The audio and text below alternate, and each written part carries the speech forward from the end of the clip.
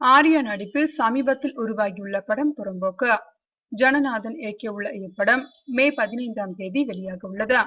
இப்படத்தை அடுத்து அமரகாவியம் படத்தை இயக்கிய ஜீவா சங்கர் இயக்கத்தில் ஆர்யா நடிக்க இருக்கிறார்.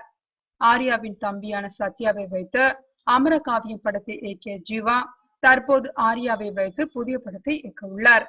இப்படம் பெரிய பட்ஜெட்டில் அரசியல் சம்பந்தப்பட்ட படமாக உருவாக உள்ளது.